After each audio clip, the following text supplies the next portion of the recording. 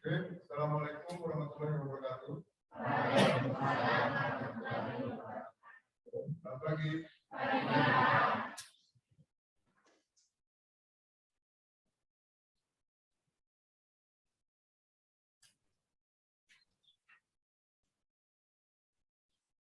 Oke, salah satu ketua kelasnya untuk pimpin doa. Ya. Sebelum pada kita berdoa dan kita masing-masing sholat.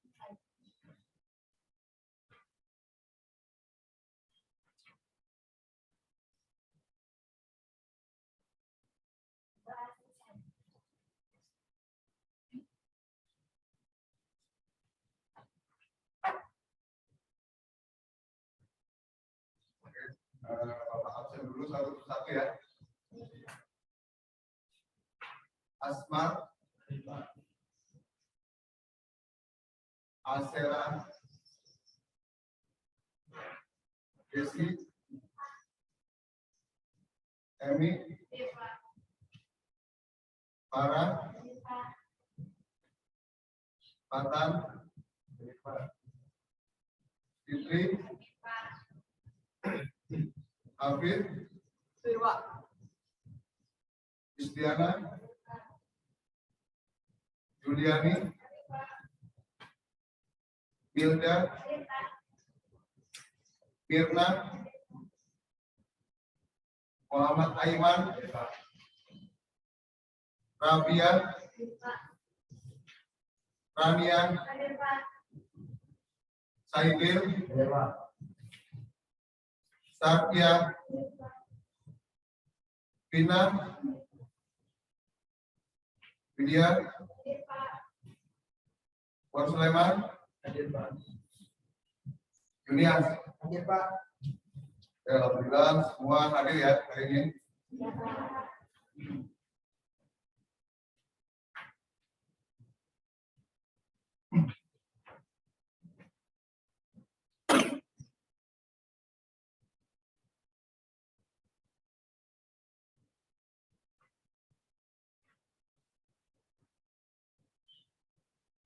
Ya, diperhatikan, kita masuk ke materi selanjutnya. Nah, sebelum kita masuk ke materi, kita menyemangati diri biar kalian lebih semangat. Kita menyanyikan lagu nasional Bangun Pemuda Pemudi ya. Silakan kalian semua berdiri. Ya, biar kita lebih semangat ya. Boleh di pinggir ya kursi nggak apa-apa, jadi tidak ada nafsuratnya. Bersama-sama menyanyikan lagu biar lebih semangat.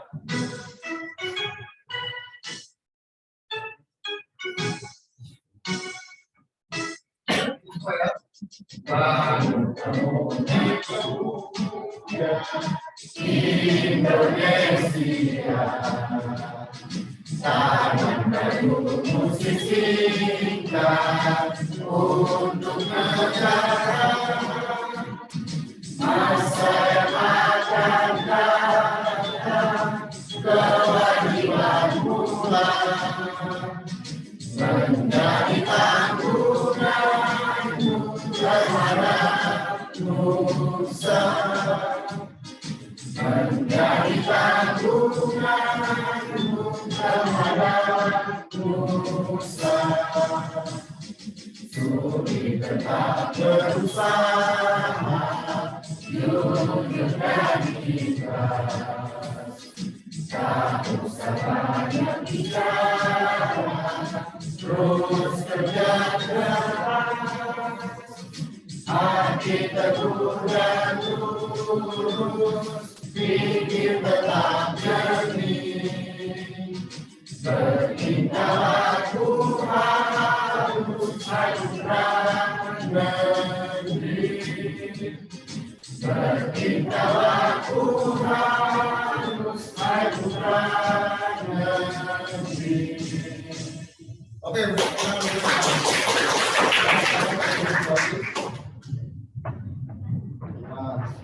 biar kalian lebih semangat lagi menerima pembelajaran hari ini. Masih semangat? Masih.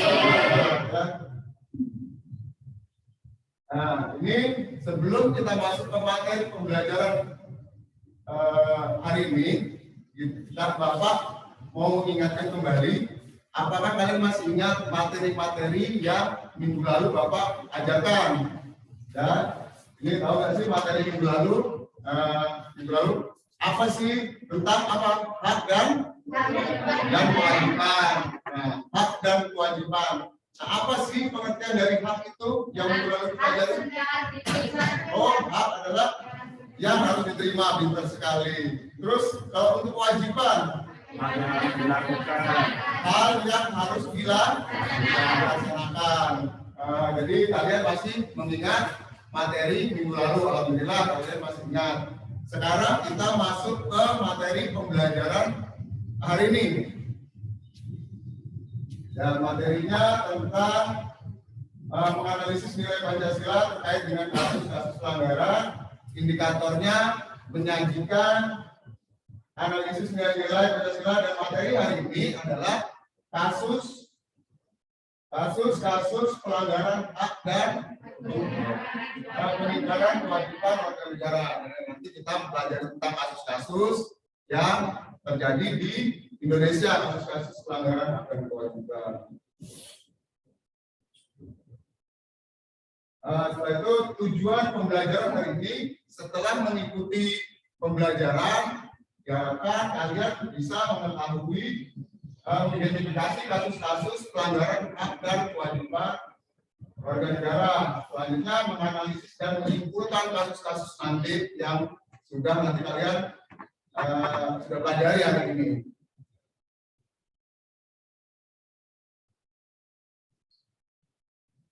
Ini kasus-kasus pelanggaran hak warga negara. Jadi ada 3. Nanti kita pelajari tentang kasus-kasus pelanggaran haknya warga negara. Selanjutnya tentang kasus-kasus pengingkaran kewajiban warga negara. Faktor-faktor penyebab pelanggaran hak dan pengingkaran kewajiban warga negara. Selanjutnya nanti menjadi kasus tentang pelanggaran hak dan kewajiban warga negara. Jadi ada 3 materi ini yang Bapak ingin sampaikan. Setelah itu nanti kita menganalisis video dan kasus-kasus yang terjadi pelanggaran nanti.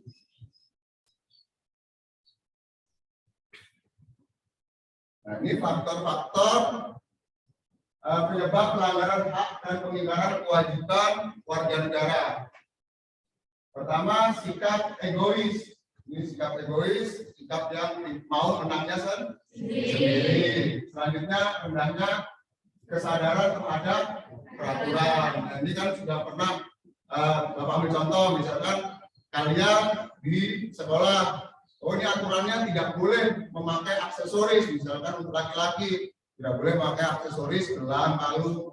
Kalian memakai, terus ditegur sama guru. Jadi jangan menggunakan aksesoris untuk laki-laki, dan untuk yang perempuan aksesorisnya juga tidak boleh berlebihan.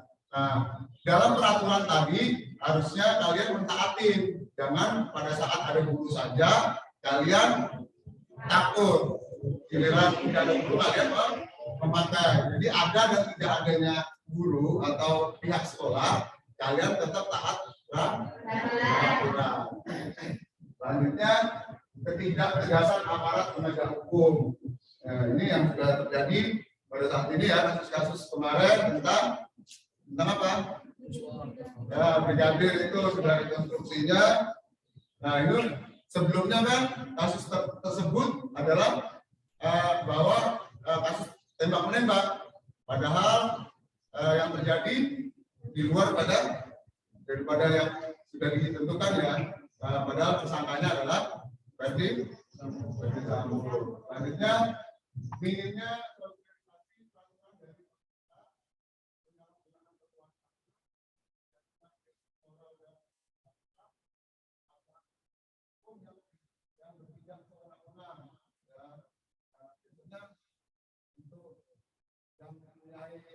jabatan tinggi baru hukum ada benar, sedangkan untuk yang masyarakat yang bahwa kalau misalkan kena hukuman, kena kasus, hukumannya sangat tinggi. Makanya ini negara kita ini sangat sulit untuk diprediksi. Hukum itu tumpul ke atas, kuncinya ke bawah. Selanjutnya,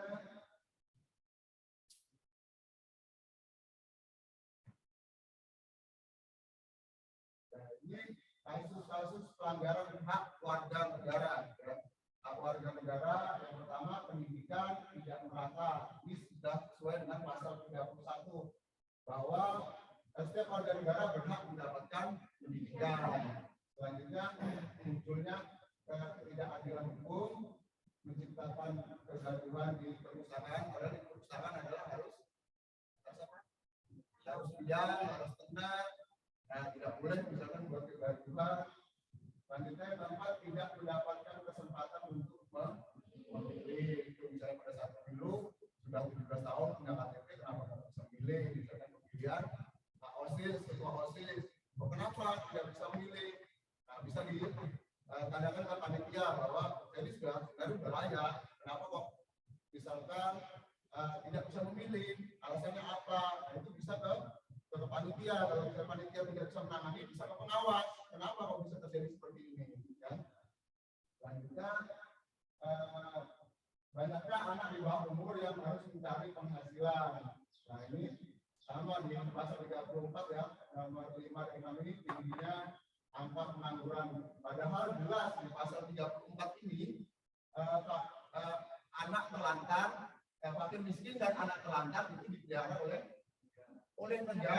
Sudah jelas di pasal 34 ini. Kenapa kok masih banyak anak-anak di bawah umur mencari pekerjaan, banyak yang pengangguran, banyak yang putus sekolah? Kenapa? Padahal sudah jelas di pasal 34 ini bahwa fakir miskin dan anak terlantar itu dipelihara oleh negara. Kenapa kok nggak sampai ke bawah juga? Gitu. Kenapa kok? Harusnya bagaimana nih peran pemerintah, bagaimana tidak efektif dan sebagainya. Nah, siapa yang disalahkan? Mungkin bisa kita lihat kasus-kasus yang terjadi. Selanjutnya, tingginya angka pengangguran dari juga pelanggaran hak cipta. Jadi kalau misalkan kalian menciptakan sebuah karya tulis, terus membuat lagu, itu misalkan kalian tidak bisa misalkan kok semena-mena diambil seperti Indonesia kemarin. Budayanya adalah reok Ponorogo, ya, terus diambil kitanya atau diklaim sama negara Malaysia, betul kata Habib. Ya, itu kenapa? Padahal itu hak kita sendiri, sama seperti kita membuat lagu, susah payah membuat sampai berpikir keras, terus kok bisa teman atau orang lain yang membawakan lagu tersebut. Nah, itu juga melanggar hak kita. Ini adalah contoh salah satu kasus pelanggaran hak warga negara.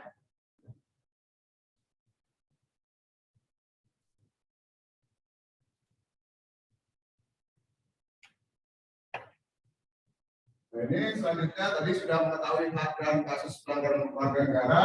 Ini kewajibannya, kasus pengingkaran kewajiban warga negaranya. Nah, yang pertama melanggar aturan berlalu lintas. Nah, ini jadi melanggar aturan berlalu lintas ini. Nah, ini adalah salah satu pelanggaran kewajiban warga negara, seharusnya memakai helm, terus membawa SIM, STNK dan surat-surat kendaraan ya. Tetapi kenapa nggak dibawa gitu? Nah, takut saja motor yang dikendarai itu adalah hasil dari kemudian. Terus kenapa kok nggak pakai helm? Nanti misalkan, makanya helm ini sangat bermanfaat apabila terjadi kecelakaan. Ya, makanya helmnya harus SNI.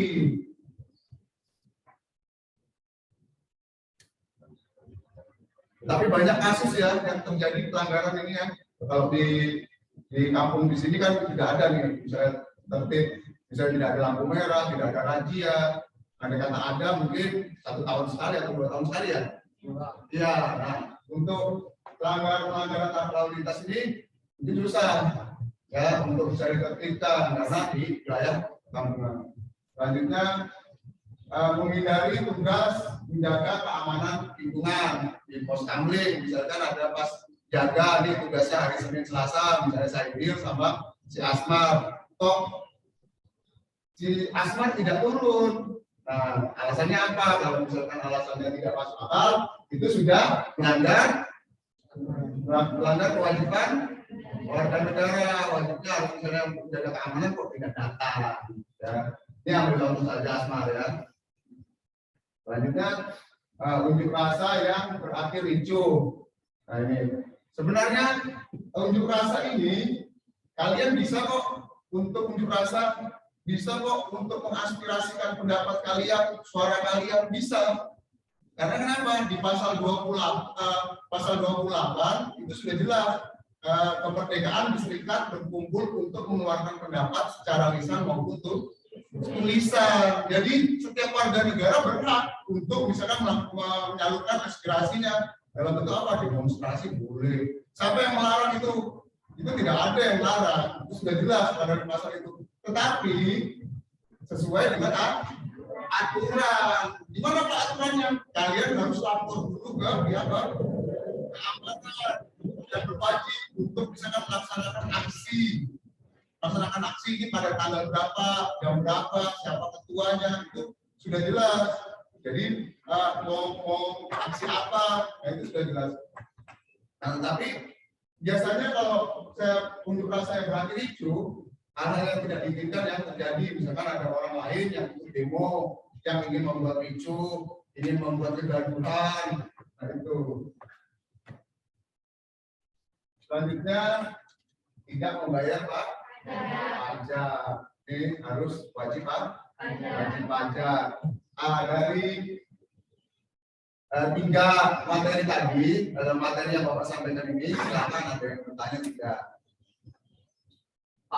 Ya, silakan hadir. Kenapa? Pak, yang tentang minimnya meningginya angka pengangguran itu, Pak? Itu apa penyebabnya itu, Pak? Tingginya angka pengangguran itu yang ditanyakan Habib ya. Berarti kan tingginya angka pengangguran kenapa? Karena pemerintah tidak menyediakan atau menyiapkan lahan pekerjaan bagi orang-orang yang setelah menempuh pendidikan, misalkan sudah lulus kuliah, lulus SMA, kok tidak ada ini bursa kerjanya tidak bisa atau bagaimana, atau bisa saja misalnya anak tersebut tidak mengetahui untuk mendapatkan pekerjaan tadi, misalkan untuk self-serving dan sebagainya. Makanya untuk update teknologi itu harus penting ya. Jadi pemerintah sebenarnya sudah menyiapkan, tetapi tinggal penyalurannya bagaimana untuk ke wilayah ke bawah. Ya. Ya, bagus sekali pertanyaannya. Beri tepuk tangan buat aku.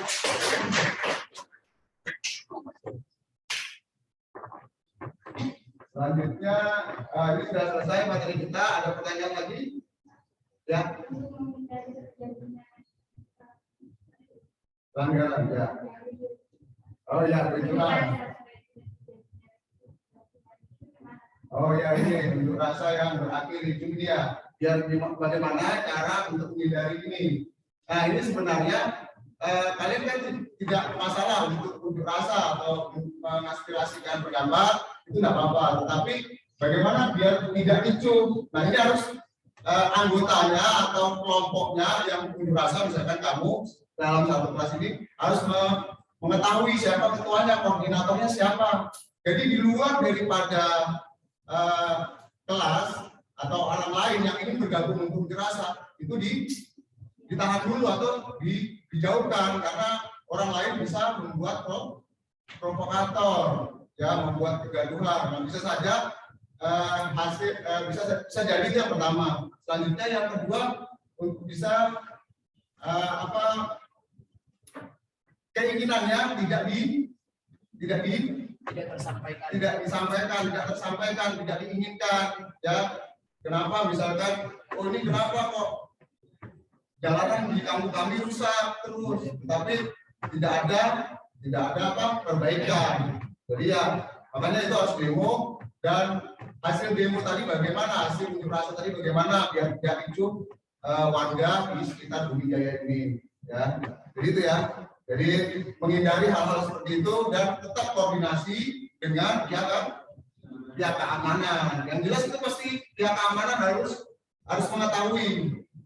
Kalian tidak bisa unjuk rasa kalau pihak keamanan tidak mengetahui. Ya, kalian dibubarkan, itu bisa saja itu perusakan yang tidak bisa, tidak boleh misalnya berkumpul atau mengunjuk rasa, tidak bisa kalau misalnya tidak berwajib tidak mengetahui. Oke ya, cukup ya.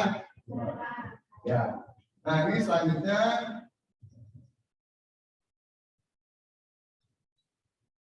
Nah ini Bapak ingin membagi kelompok kelas dibagi menjadi 4 kelompok besar ya. Nanti memperhatikan dan cermati berita dan video. Ya ini nanti cermati berita video, menganalisis contoh video kasus, nanti linknya ada juga, misalkan kalian kurang jelas, tapi nanti Bapak siapkan videonya, kalian bisa tinggal tonton. Setelah menonton tayangan video ini, nanti coba kalian tuliskan analisis kasus yang terjadi di dalamnya. Ya, kalian bisa membentuk kelompok ya, menjadi 4 kelompok dulu di dalam kelas ini. Silakan kalian membentuk kelompok dulu. Bisa kursinya digeser ya untuk ke teman-teman kalian.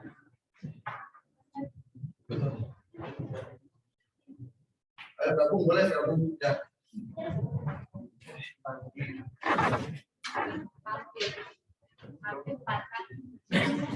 Ya menjadi 4 kelompok ya. Jadi 4 kelompok yang pernah terjadi kelompok kemarin ya, silakan gabung. Jangan apa-apa. Kalau ada yang nggak apa-apa, silakan menjadi 4 kelompok ya. Di kelompok 1 mana? Ya, kalau 1 sini.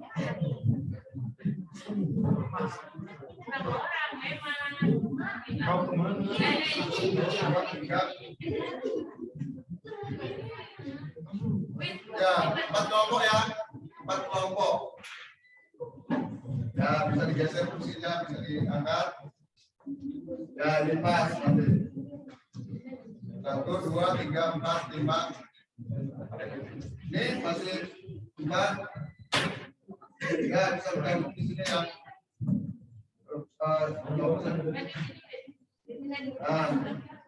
Ya, terbentuk ya kelompok 1. Mana kelompok 1 ya? Kelompok 1 di kelompoknya Sedi ya. Jadi ketuanya Sedi ya. Kelompok 2. Kelompok 2 ketua siapa?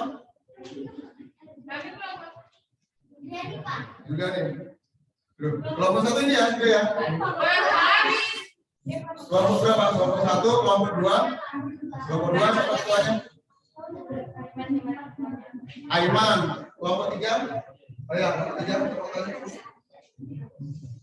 Ya. Kelompok 4. Ya, baik, sekarang. Ya, ini Bapak bagikan. Ini Bapak bagikan lembar kerja peserta didik ya. Jadi di lembar ini kalian nanti menganalisis video ini dan pertanyaannya dan petunjuk pengerjaannya sudah ada di lembar kerja peserta didik ini. Kalian jadi tinggal mengerjakan saja. Nanti diamati di videonya bersama teman-teman kalian kerjakan bersama-sama di sini. Setelah kalian mengerjakan, nanti kalian mempresentasikan di depan, nanti ada tanya jawab. Dan itu penilaiannya Bapak nilai melalui lembar penilaian Bapak, ada penilaian sikap, pengetahuan dan keterampilan. Ini kelompok 1.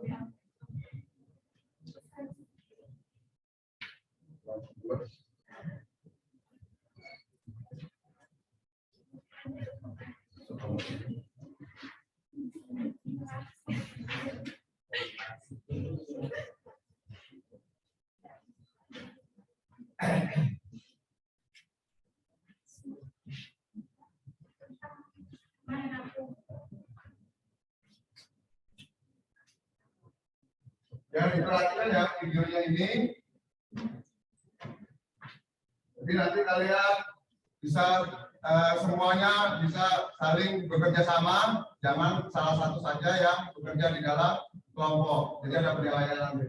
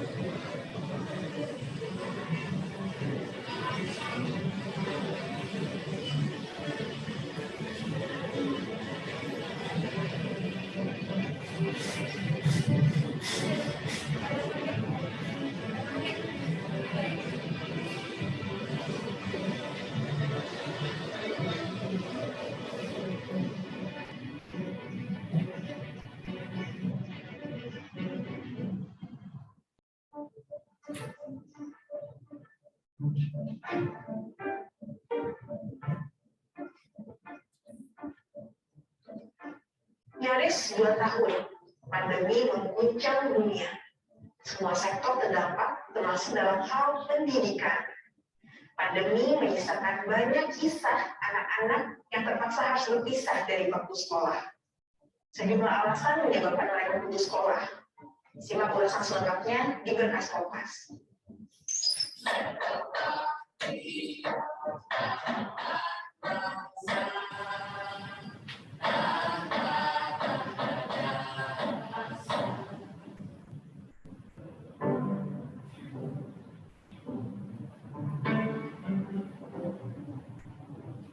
Aku Denis Herlino, usiaku 11 tahun. Aku tinggal di kampung Dong Eceng, Muara Angke. Di sini, kebanyakan penghuninya bekerja sebagai pemulung dan nelayan.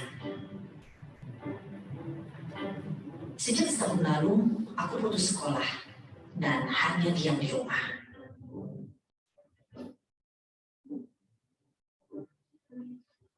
Bapakku buruh serabutan. Penghasilannya tidak menentu. Ibuku biasanya berdagang tahu tempe, tapi kadang berhenti, tergantung stok tahu tempe di pasar. Pandemi membuat keluargaku susah. Sebelum virus corona datang, kami pun sudah kekurangan uang. Lagi belum berkopi juga susah sama hasilnya. Kadang ada, kadang enggak. Karena di rumah sampai nganggur 10 hari. Ntar ada manggil, ikut, gitu kan. Anak 4, rumah ngontrak. Hari-hari ya, saya dapat pendapatannya kurang.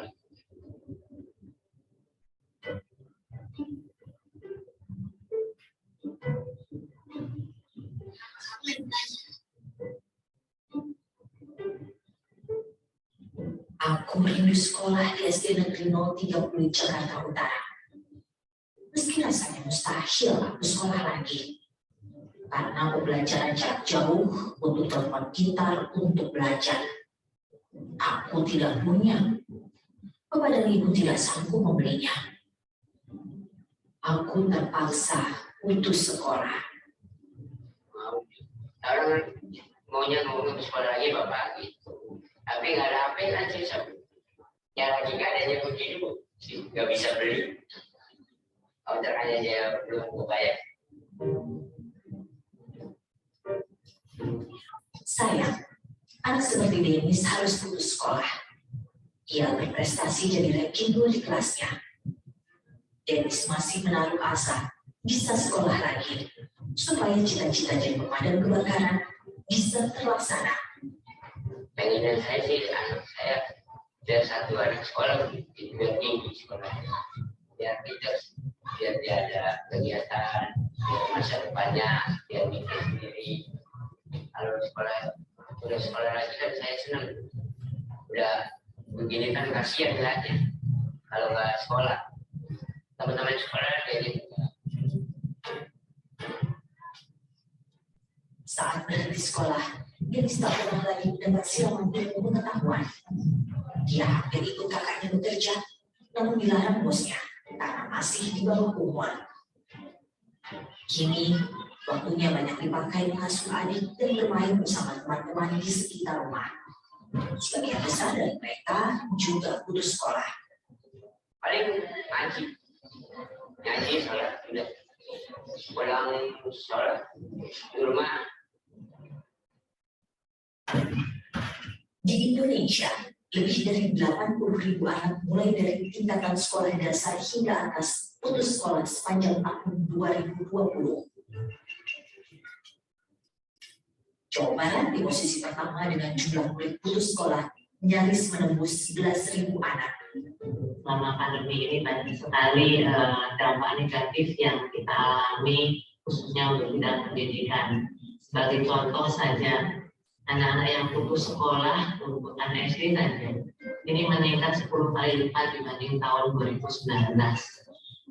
Banyak sekali tekanan dari orang tua, khususnya tekanan ekonomi yang memaksa mereka untuk mengajak anaknya bekerja.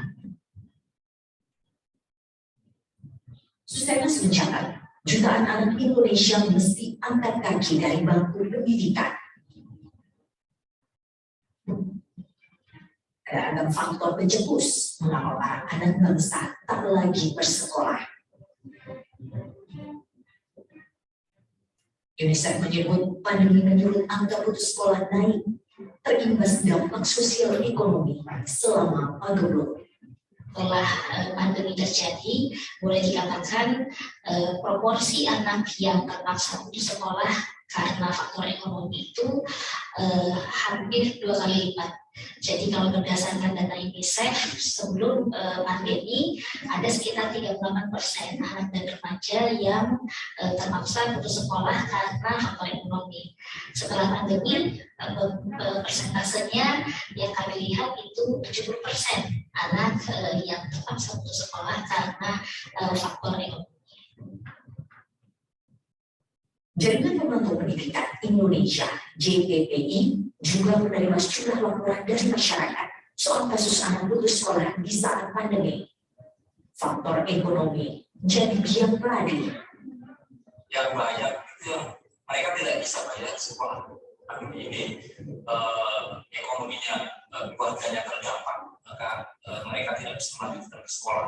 Kelanjutan dari itu, mereka ada faktor mereka harus bekerja. Orang tuanya di PHK bisa mau nggak mau karena usahanya seret ketika pandemi, maka anak bekerja.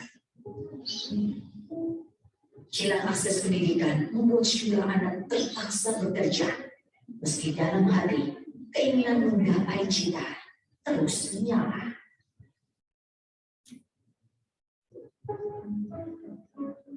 Dari pihak sekolah suruh memberi diri ke tanda tangan surat.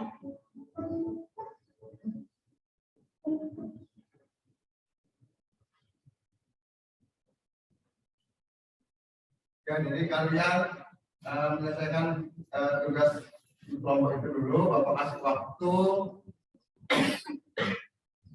20 menit ya dari sekarang. Setelah itu nanti dipresentasikan. Ya, silakan kalian kerjakan kelompok masing-masing dan kerjasama bersama-sama dengan temannya.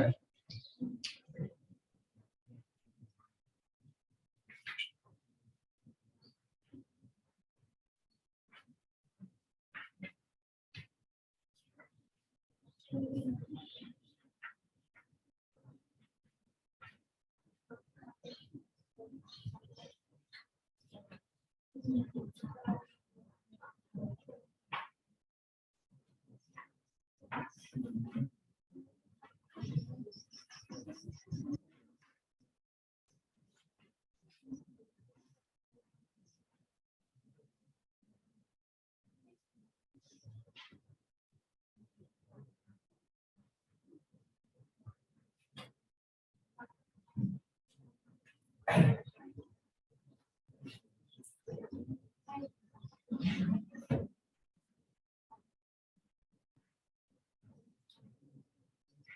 nanti penilaian keaktifan kalian dapat nilai ya.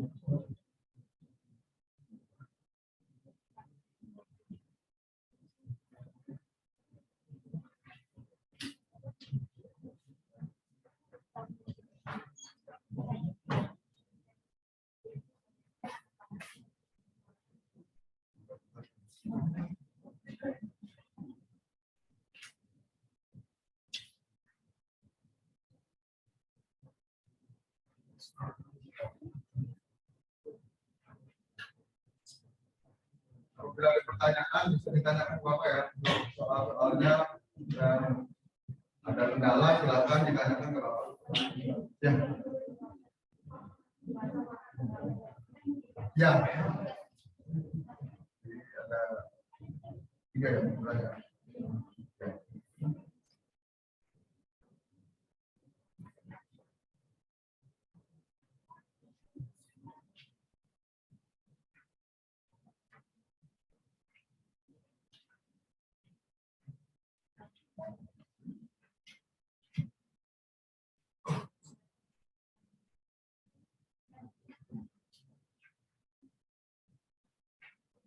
Jadi perhatikan di lembar kerja peserta didik itu, nanti kalian menuliskan kelas, kelompok, ketua kelompok dan anggota-anggotanya sudah ditutup. Selanjutnya ada petunjuknya ya. Setelah menonton tayangan video, coba kalian tuliskan analisis kasus yang terjadi dalam video yang kalian tonton tadi. Selanjutnya pertanyaan yang kedua, faktor apa yang menyebabkan hal itu terjadi dalam video tadi. Selanjutnya yang ketiga, apa solusi yang kelompok Anda ajukan untuk mengatasi masalah tersebut dan bagaimana solusinya itu bisa berhasil menurut kelompok kalian ya. Silakan Bapak kasih waktu, sisa waktu 15 menit lagi dari sekarang ya. Dari sudah 20 menit, sudah berjalan 5 menit.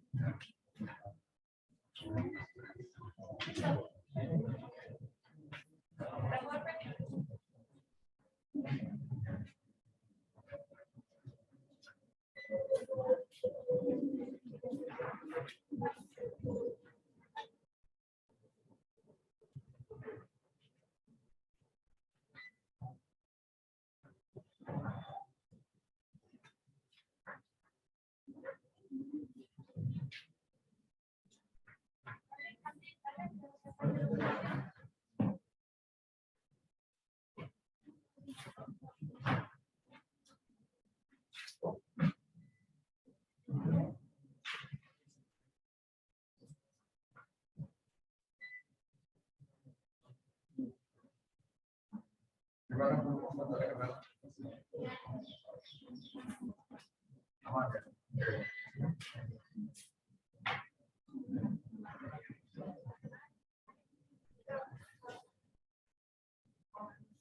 Ya, kalau misalkan kalian belum paham bisa lihat di link yang Bapak kirim ya. Ini ada linknya.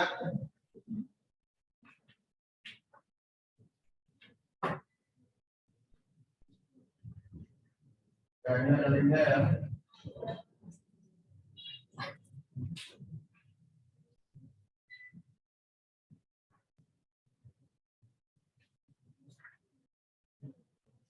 Waktu masih ada 10 menit lagi ya.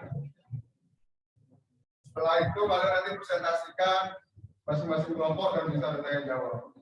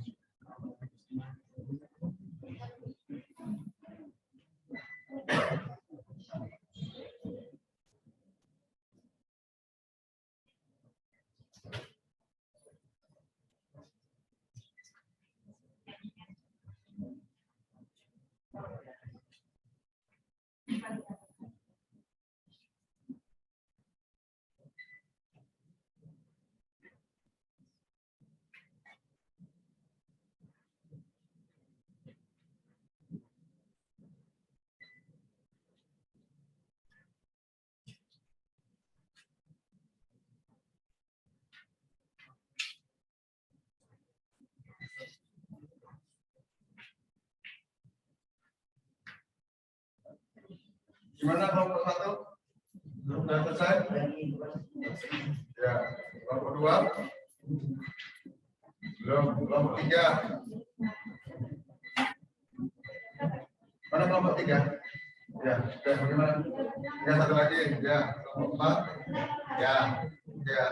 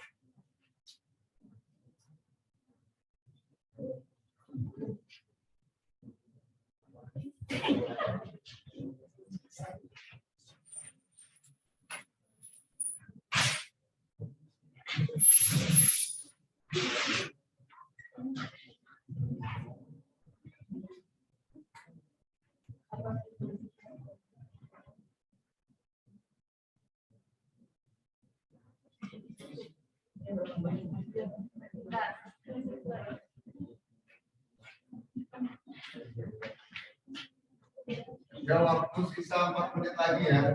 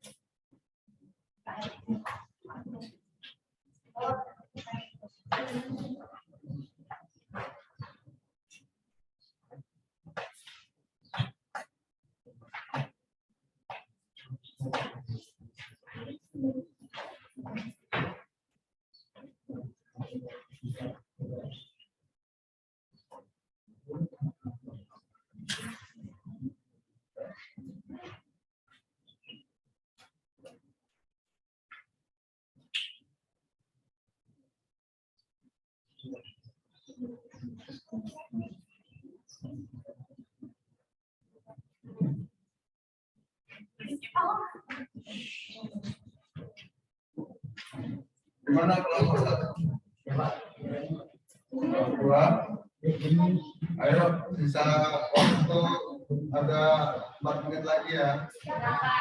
Satu nomor lagi, Pak.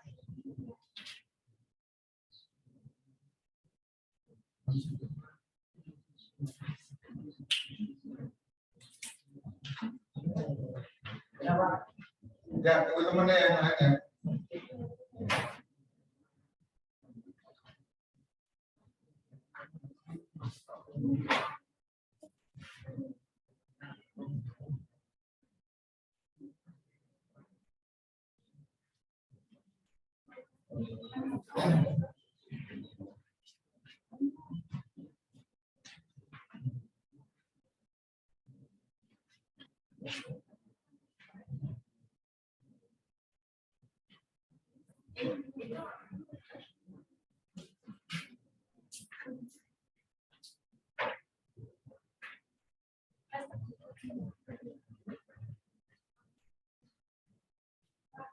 Ya, sudah selesai kelompok 1, sudah selesai kelompok 2, sudah kelompok 3, sudah sisa 4, kelompok 4. Bagaimana kelompok 4? Waktu sisa 2 menit lagi ya. Ya, sedikit lagi. Saya tunggu sebentar.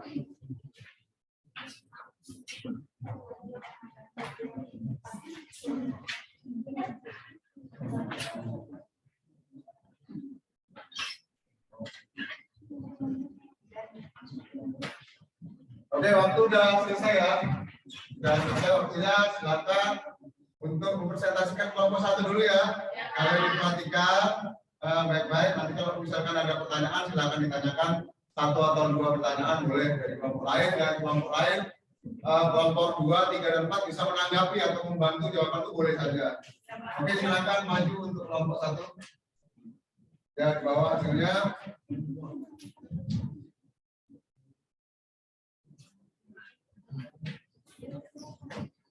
Ya, silakan.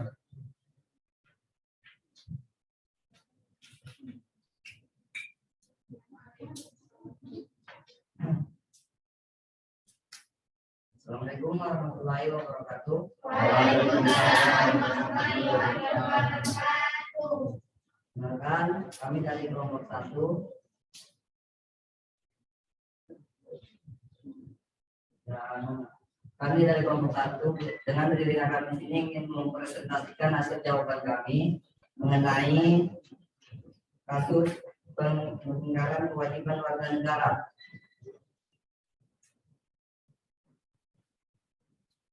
Kasus yang terjadi dalam video yaitu putus sekolah. Faktor yang menyebabkan putus sekolah yaitu faktor ekonomi, apalagi setelah pandemi COVID-19, angka putus sekolah semakin tinggi. Banyak penyebab anak putus sekolah yaitu 1, tidak memiliki biaya karena orang tua tidak bekerja. Membantu orang tua bekerja. 3, pembelajaran dari terlalu lama dan di online. 5, lingkungan pergaulan. Lingkungan pergaulan. 7, masalah keluarga dalam pernikahan. Faktor yang menyebabkan putus sekolah yaitu semakin tinggi faktor ekonomi. Semakin tingginya faktor ekonomi. Ya, terus lanjutkan.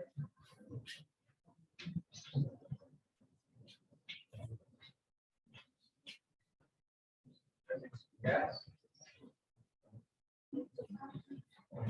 Membangun sekolah rakyat yang baik membutuhkan kegiatan yang terbatas, tidak mampu dan tidak dipungut biaya apapun dan dikarenakan ketidakmampuan biaya karena kemiskinan. Di mana pendidikan sekolah tersebut dapat pemerintah setempat. Pemerintah setempat harus memiliki kewajiban melindungi dan sertifikat demi anak-anak. Baiklah, jawaban dari kami selaku kelompok 1. Apabila teman-teman ingin bertanya, saya persilakan. Ya, silakan yang bertanya ke kelompok 4 ya. Ya, kelompok 4 silakan bisa mengajukan pertanyaan untuk kelompok 1. Silakan, Farah. Mengapa pencarian keluarga termasuk sumber tambah di sekolah?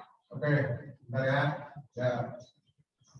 Mengapa perceraian keluarga menyebabkan, pertanyaan dari kelompok 1 ya, yang diwakilkan oleh Farah, mengapa angka perceraian itu menyebabkan putus sekolahnya anak tersebut ya, orang tuanya bercerai, terus anaknya yang bisa banyak putus sekolah.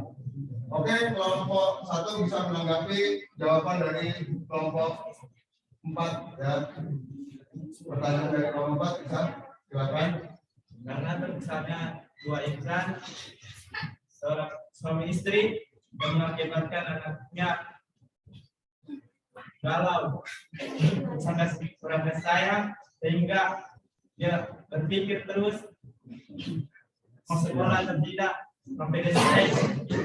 Dan itu mungkin. Ya, yang menurut kelompok 1 yang diwakilkan Asmar bahwa kurang kasih sayangnya kedua orang tua mengakibatkan anak tersebut bisa stres, tidak ingin sekolah atau di rumah saja. Dan itu salah satunya. Kelompok lain bisa menambahkan, kelompok lain kenapa sih orang tua yang bercerai mengakibatkan anak tersebut, orang tua yang bercerai, anak tersebut bisa putus sekolah. Bisa yang lain? Ya, nah ini keaktifan teman-teman kalian ini yang Bapak nilai ya dari kelompok 3 silakan. Kenapa perceraian orang tua mengakibatkan putus sekolahnya anak tersebut? Mungkin dari faktor biaya Pak, karena kalau orang tua berpisah kan pasti punya apa ya, terbagi kenapa biayanya untuk keluarga masing-masing. Jadi anak yang dari hasil anak yang bercerai tersebut biayanya itu kurang Pak. Ya. Karena rasanya Karena berpisah. Ya, jadi menurut kelompok berapa kelompok? Kelompok 3 membantu untuk kelompok 1 tadi.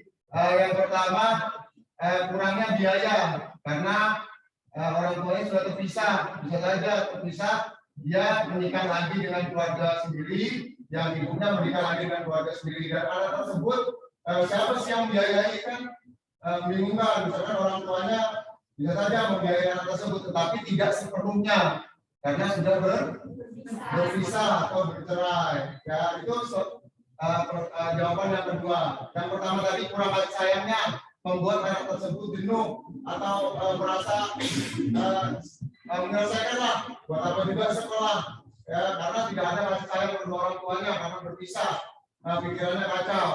Terus yang kedua jawaban dari kelompok 3 bahwa kurangnya biaya karena kedua orang tua sudah berkeluarga kembali dan anak tersebut diabaikan. Ada lagi menambahkan kelompok 1 cukup? Ada lagi pertanyaan, boleh silakan. Ada pertanyaan lagi satu lagi ya. Nah, lanjutkan ke kelompok 2. Setelah itu pertanyaan. bagaimana cara menghindarinya anak Ya, pertanyaan untuk kelompok 1 ini dari kelompok berapa? Kelompok 2. Bagaimana sih cara mengatasi kecanduan game online? Nah, ini bagaimana nih? Baik, saya akan menjawab pertanyaan dari kelompok 2. Ya, cara menghindari kecanduan main game, harusnya orang tua menegaskan agar tidak sering-sering menggunakan handphone dan mengasih dan mengarahkan untuk belajar daripada dipakai media. Ya. Batas waktunya. Ya. Bagi waktu belajar sekian, waktu bermain game sekian, waktu istirahat sekian. Jadi Ya. bagi agar tidak kecanduan bermain game. Ya, untuk menurut kelompok 1 sudah bagus sekali ya, karena bagaimana sih cara untuk mengatasi anak bermain game? Orang tua membatasi anak tersebut untuk bermain game. Ini waktunya belajar, waktunya bermain game. Terus membatasi juga waktu bermain game jangan terlalu lama daripada belajarnya. Kayak gitu ya, kelompok 1 ya. Oke, ada yang tanggapan untuk menambahkan jawaban kelompok 1? Tidak ada? Oke, ditutup kelompok 1. Baiklah, sekian hasil presentasi dari kami. Kurang lebihnya kami mohon maaf. Wassalamualaikum warahmatullahi wabarakatuh. Waalaikumsalam warahmatullahi wabarakatuh. Oke, ditepuk tangan kelompok 1.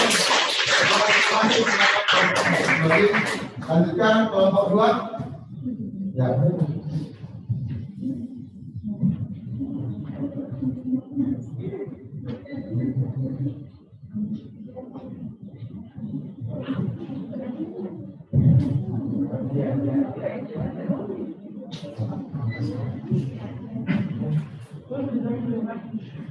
Ya, silakan kelompok 2 untuk presentasikan. Selamat pagi. Yang ada diperhatikan ya. Di sini kami akan mempresentasikan hasil analisis kami terhadap video tersebut. Pertama yaitu banyaknya anak-anak yang bersekolah di masa Covid standar tahun 2020 dan orang tua tidak memiliki pekerjaan yang layak untuk menyekolahkan anaknya dan faktor kurangnya ekonomi. Yang pertama, kita bagi konten, yang kedua malas, yang ketiga harus membuat orang tua bekerja, yang keempat lingkungan pergaulan, yang kelima masalah keluarga.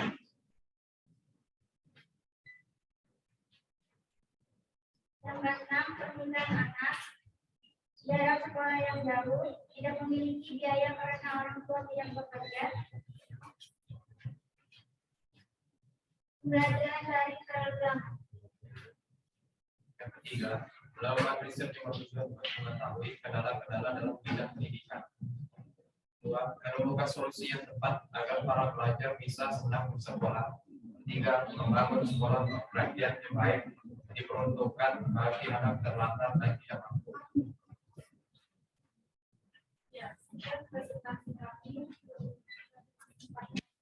Ya, silakan yang bertanya. Ya, kelompok 1. Ya, beri kesempatan kelompok 1 dulu ya. Ya, kelompok 1 dulu. Dari kelompok 1, apakah ada sanksi bagi orang tua yang membiarkan anaknya putus sekolah? Ya, pertanyaannya dari kelompok 1, apakah ada sanksi dari orang tua ya? Ya, apakah ada sanksi kepada orang tua yang anaknya putus sekolah? Ya. Karena menyekolahkan anak adalah kewajiban orang tua. Ya, karena kewajiban anak di sekolah itu adalah kewajiban dari orang tua. Ada lagi? Ya. Ya, sanksinya apa bagi orang tua yang tidak menyekolahkan anaknya ya? Ya, menurut kalian saja sanksinya apa? Ada lagi dibantu dengan kelompok lain? Ada? Silakan membantu temannya. Sanksi terhadap orang tua yang tidak menyekolahkan anaknya. Sanksinya dari pemerintah kah, dari wilayah setempat kah, dari siapapun. Menurut kelompok-kelompok kalian semua, apa sih sanksi yang layak bagi orang tua yang tidak mau menyekolahkan anaknya? Menurut kalian bagaimana? Sanksinya apa? Menurut kalian apa? Ya, ada teman ya, silakan kelompok berempat. Ya, kelompok 4. Mungkin dalam pemerintah sanksinya itu tidak bisa orang tua itu tidak bisa mendapatkan sanksi dari pemerintah karena mungkin orang tua tersebut tidak memiliki biaya untuk mencukupi anaknya untuk sekolah. Mungkin karena faktor ekonomi makanya anaknya itu tidak disekolahkan. Ya, Mungkin dari pemerintah. Oke, bertepuk tangan dulu. Ya, mungkin pemerintah tidak memberikan sanksi secara tegas atau langsung dalam aturan. Tetapi apa tadi? Tetapi kembali ke orang tua lagi ya. Karena kembali ke orang tua karena kewajiban menyekolahkan anak itu sangat penting. Ya, berarti edukasi atau pendidikan orang tuanya sangat minim karena pendidikan itu sangat penting ya, bisa mengangkat harkat martabat manusia. Semakin tinggi pendidikannya berarti semakin derajatnya semakin tinggi. Oke, cukup ya. Ya, gitu.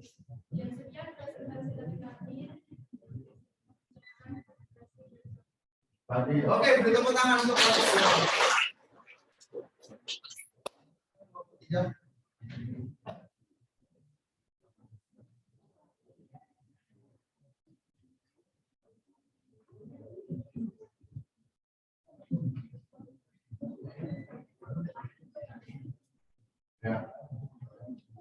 Assalamualaikum warahmatullahi wabarakatuh. Waalaikumsalam warahmatullahi wabarakatuh. Selamat pagi. Perkenalkan, kami dari kelompok 3 ingin mempresentasikan hasil dari diskusi kelompok kami. Yang pertama yaitu analisis dari video yang ada, yaitu setiap warga negara Indonesia berhak mendapatkan hak atas pendidikan karena negara wajib mencerdaskan kehidupan bangsa. Tetapi nyatanya masih banyak anak yang tidak mendapatkan pendidikan tersebut. Kedua, faktor apa yang menyebabkan hal itu terjadi? Yang pertama, tidak memiliki biaya karena orang tua tidak bekerja. Yang kedua, harus membantu orang tua bekerja. Ketiga, pembelajaran daring terlalu lama. Keempat, kecanduan game online. Kelima, lingkungan pergaulan. 6, masalah keluarga. 7, pernikahan anak. 8, perceraian keluarga. 9, jarak sekolah yang jauh. 10, lingkungan pergaulan. Dan terakhir, malas. Solusi untuk mengatasinya meningkatnya sekolah dengan memberikan edukasi kepada orang tua bagaimana pentingnya pendidikan bagi seorang anak. Bagi orang tua yang tidak memiliki biaya yang cukup untuk membiayai sekolah, maka pemerintah bisa membantu biaya tersebut.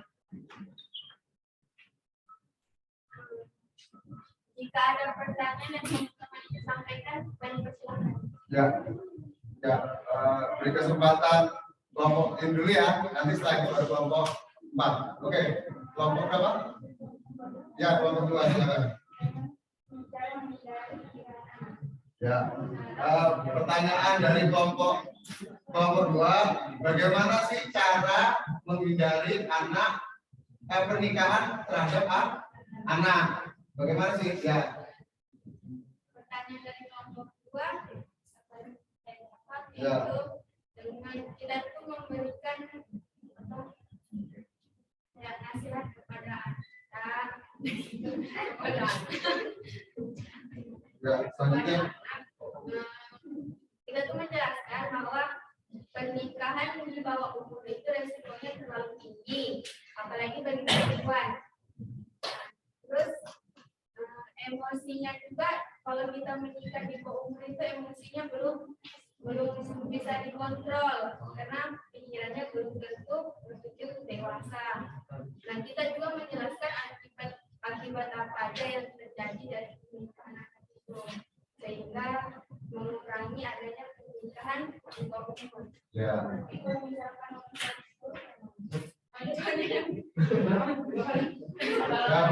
Pertanyaan selanjutnya, lanjutannya, bagaimana kalau orang tuanya yang menyuruh menikah anaknya? Nah, oke. Sekarang itu kan kalau ingin menikah di bawah 19 tahun itu harus sidang Pak. Saja. Mungkin bagian dari pemerintah bisa menjelaskan kepada orang tua bahwa itu tidak baik untuk anaknya dan akan menimbulkan masalah-masalah nanti solusinya. Ya, oke, cukup ya. Jadi untuk tadi pernikahan pada anak, bahwa bagaimana sih mengatasi anak yang pernikahan dini. Nah, memberikan pemahaman, memberikan edukasi, orang tua yang memberitahu anaknya bahwa jangan menikah dini, bahwa pernikahan dini itu bisa mengakibatkan perceraian, walaupun tidak sedikit tapi kasusnya banyak terjadi ya, karena apa, emosinya masih labil dan dia menikah. Nah itu ya, oke ya. Selanjutnya satu lagi, ada pertanyaan? Ya, satu lagi ya. Oke. Gimana sih caranya orang tua biar anaknya nggak salah pergaulan? Ya, bagaimana menurut kelompok 4, pertanyaannya bagaimana sih orang tua memberitahu kepada anaknya bahwa biar anak tersebut tidak salah pergaulan, salah berteman. Ya. Kita bisa sebagai orang tua itu kita bisa memberikan pemahaman yang mengajari anak, menasihati untuk memilih teman yang baik. Boleh berteman, kan teman itu bermacam-macam kan. Kita bisa berteman dengan siapa saja, tapi kita bisa membatasi. Boleh pilih teman dekat kita yang baik, dan kalau teman yang kurang baik itu jangan terlalu dekat sama teman yang kurang baik. Jadi tidak kenakalan itu atau sifat-sifat yang baiknya tidak tertular kepada kita. Ya, oke ya.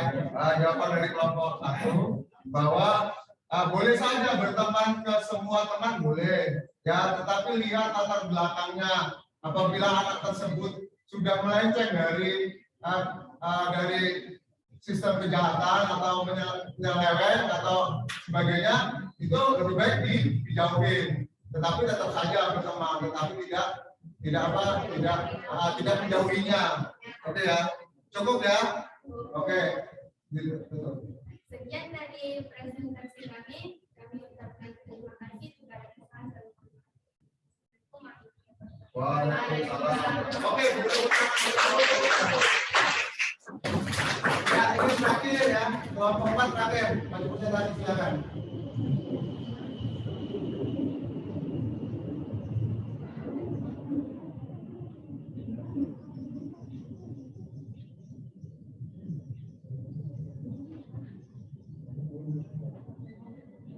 Ya, silakan dimulai. Assalamualaikum warahmatullahi wabarakatuh. Waalaikumsalam. Selamat Bapak Ibu selaku guru mata pelajaran PKN dan teman-teman yang hadir pada hari ini. Perkenalkan, kami dari kelompok 1 ingin mempresentasikan hasil diskusi kami tentang kasus-kasus pelanggaran HAM dan pengingkaran kewajiban warga negara. Perkenalkan, nama saya Farah Sikin. Saya itu di belakang kami. Saya Widya Ningsi.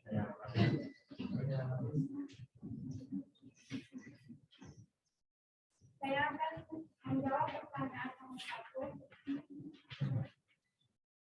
yaitu tingginya angka putus sekolah karena pandemi COVID-19 selama 2 tahun.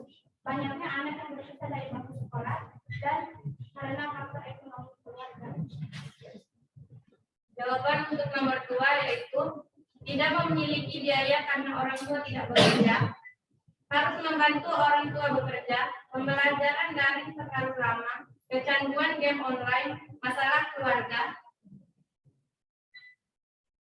pernikahan anak, lingkungan pergaulan, perceraian keluarga, masalah, malas, dan terakhir jarak sekolah yang jauh. Jawaban nomor 3 intinya adalah pemerintah harus lebih memperhatikan warga atau masyarakat yang kurang mampu terhadap anaknya untuk sekolah dengan memberikan beasiswa dan bantuan sekolah gratis. Ada beberapa solusi untuk mengatasi masalah putus sekolah, yaitu Yang pertama, membebaskan biaya sekolah. Yang kedua, membangun sekolah di daerah-daerah terpencil. Ketiga, memberikan edukasi kepada orang tua bahwa pendidikan itu sangat penting bagi anaknya. Supaya solusi itu berhasil, maka harus dilakukan dengan konsisten dan diawasi dengan pelaksanaannya.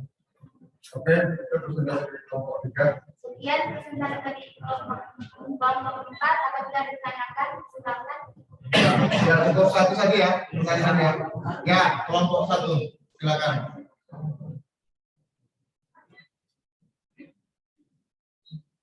Pertanyaannya itu, mengapa sih pembelajaran dari terlalu lama itu bisa jadi penyebab anak sekolah? Ya, oke. Pertanyaan cukup. Mengapa sih anak pembelajaran daring tadi menyebabkan banyak siswa-siswa putus sekolah? Kenapa itu? Ya, itu yang pertanyaan kelompok. Ya, silakan jawab. Jawabannya adalah karena siswa jadi malas sekolah, dia terlalu HP kuliah daring, penjelasan guru membosankan misalnya kan, jadi dia mengajukan pembelajaran ke game online, sosmed, segala macamnya. Ya, itu pertanyaan dari jawaban dari kelompok 4 bahwa pembelajaran daring itu membutuhkan waktu yang lama di dalam rumah saja, terus sangat membosankan bagi siswa. Ada lagi tanggapan yang lain? Jadi banyak siswa yang setelah belajar biasanya kan belajar daring, setelah itu ya sudah nggak ada apa-apa lagi ya, bisa saja bekerja dan sebagainya, dan itu menyebabkan anak tersebut bisa malas belajar, putus sekolah karena cuma pembelajaran daring. Ada lagi jawaban dibantu dari kelompok lain, kenapa sih pembelajaran daring menyebabkan anak putus sekolah? Ada lagi tambahan ya? Silakan kelompok 2 menambahkan.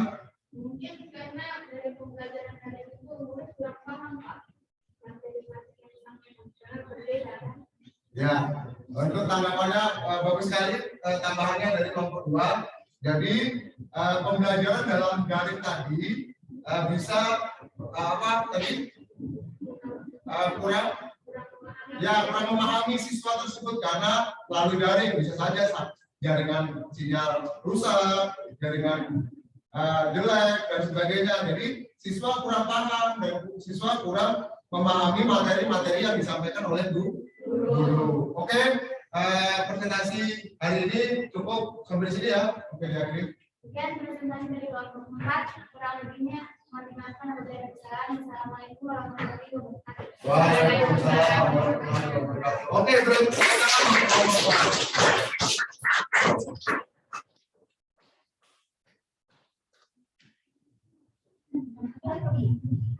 Oke, jadi presentasi kelompok 1, 2, dan 3 dan 4 itu sangat baik sekali, sangat bagus, diberi masukan, diberi tambahan, ada pertanyaan. Mudah-mudahan untuk pertemuan selanjutnya kalian lebih aktif lagi dalam berdiskusi, karena dari diskusi ini kita bisa memecahkan solusi, berpikir, bertukar pikiran antara teman satu dengan teman yang lain. Oke ya.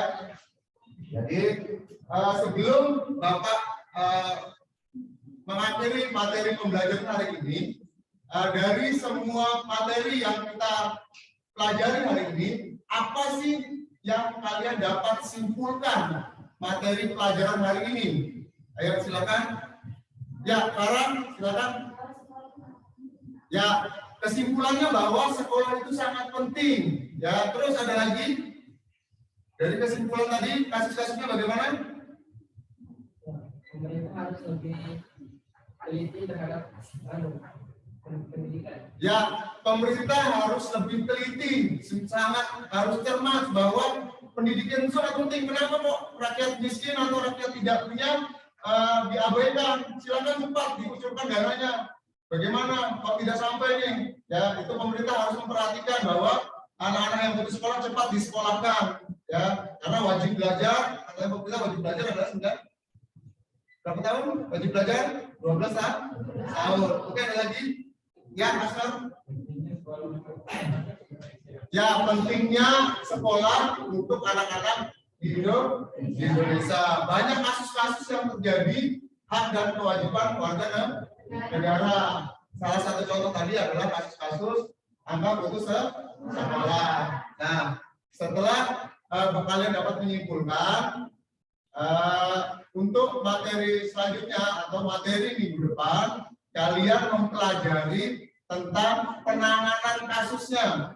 Ya, ini kan kita mempelajari hari ini mempelajari kasus-kasus yang terjadi pelanggaran hak dan kewajiban. Minggu depan kalian mempelajari bagaimana sih cara menangani kasus tersebut.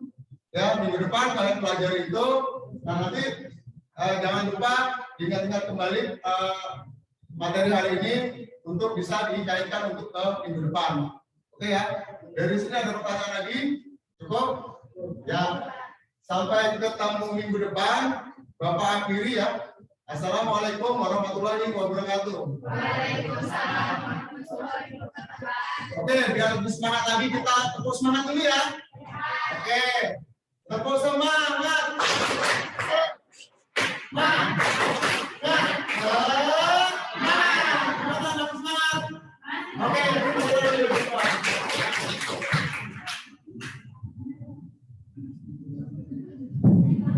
Oke, dikumpulkan ya, dikumpulkan itu lembar kerjanya tadi, silakan dikumpulkan kembali.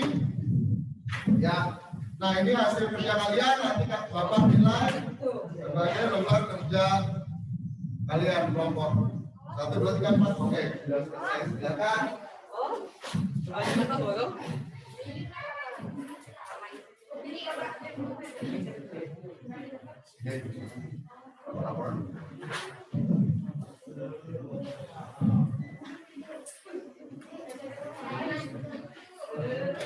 Ya Pak, Assalamualaikum Pak.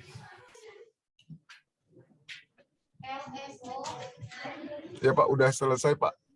Oke. Ya Pak, terima kasih banyak Pak. Ya, Bu.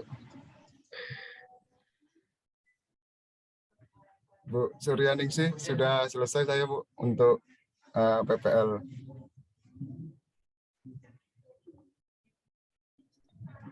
Ya baik Pak Eko, alhamdulillah terima kasih banyak sudah menampilkan yang terbaik. Ya Bu, terima kasih banyak Bu atas oleh adik-adiknya di sini. Ya Bu, terima kasih banyak Bu atas sama-sama ya. Pak Hatta sepertinya sudah keluar ya. Ya Bu, ya Bu. Iya, sama-sama ya. Sukses selalu ya, jadi guru yang hebat, jadi guru unggulan. Ya, di sekolah manapun meskipun bukan unggul tapi Pak Eko harus unggul. Ya Bu, terima kasih banyak Bu. Ya, sukses selalu. Sekian. Ya, Bu. Assalamualaikum Sehat-sehat, Bu. warahmatullahi wabarakatuh. Ya, mohon izin live dari sini. Ya Bu.